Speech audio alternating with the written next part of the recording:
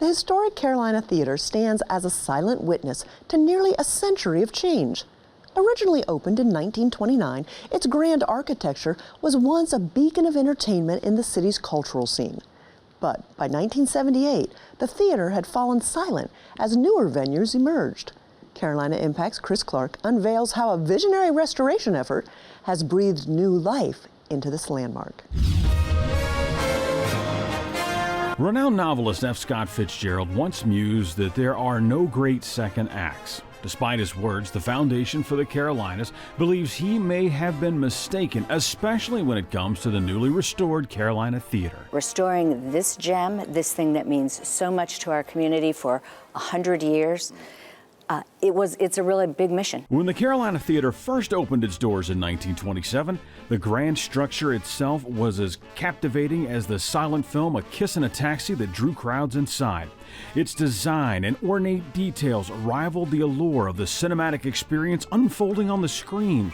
People eagerly paid not just to watch the film, but to immerse themselves in the marvel that was the theater itself. Everything was just beautiful. Chandeliers from Spain, curtains from France. It was probably the most exciting thing to happen in Uptown Charlotte in 1927. The theater played host to cinematic treasures like Gone with the Wind. Sir, you are no gentleman. And you, miss, are no lady. And The Sound of Music. But perhaps the most unforgettable moment came in 1956. When a singer from Tupelo, Mississippi took the stage and left the audience breathless. He was 21 at the time. The newspaper identified him as folk singer comes to Charlotte. Before he was king, Elvis Presley electrified the crowd, leaving more than 1,000 fans heartbroken as they had to be turned away. But like so many historic theaters of its time, the Carolina Theater's grandeur slowly faded.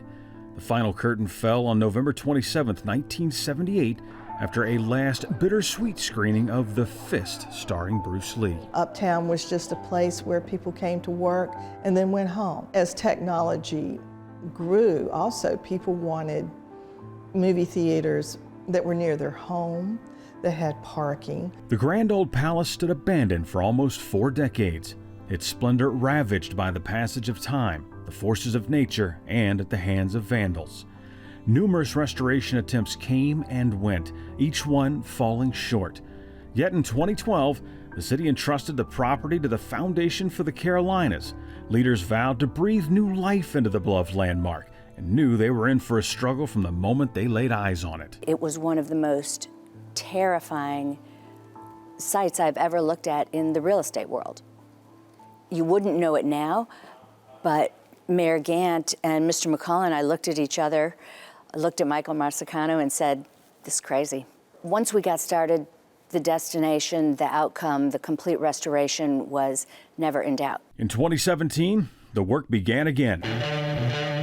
Restoring the theater demanded an eye for detail. It's a delicate dance between tradition and progress, requiring not just heavy construction workers, but artists and engineers who could weave together time-honored techniques with cutting-edge methods to revive the theater's grandeur. We only have a few black and white pictures that showed some of the original plasterwork.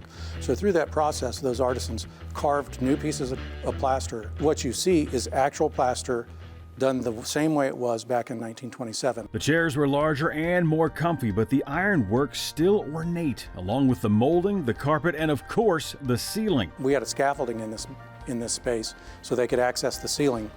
That scaffolding was up for 2 years. They are meticulous and they are perfectionists. You know, the purists will love this. So will the tech people. It was state-of-the-art in 1927 when it opened, and it's state-of-the-art 100 years later. We have 10 laser projectors. 6 of them are used for projection mapping, and that's where we can project on all the walls inside the theater from floor to ceiling. We have a full big screen movie projector and screen. There is probably not a theater on the East Coast, maybe all the way to the Mississippi, that has this level of technological advancement. The total cost of restoring the Carolina Theater is projected to reach roughly $90 million. That's a hefty price tag that has raised some concerns. Originally, the plan was to build a hotel atop the theater, creating a symbiotic relationship. However, with the hotel plans currently on hold, some have questioned whether the theater can succeed on its own. Despite these concerns, the Foundation for the Carolinas is confident the Carolina Theater has the strength and cultural value to stand and flourish independent of the hotel. That's why the programming will be focused 50% at a minimum on community civic engagement, emerging organizations, and supporting our emerging arts and culture. We will have 50% of the theater programming that provides economic return. Pages and pages of projections show it to be possible for the theater to be economically viable on its own. After more than 4 decades of silence, the grand doors of the Carolina Theater are set to once again open to the public, beckoning a new generation to experience the splendor of a bygone era. This historic institution now stands proudly as a symbol of resilience, ready to once again dazzle audiences and celebrate the spirit of the past while looking forward to the future. For Carolina Impact, I'm Chris Clark.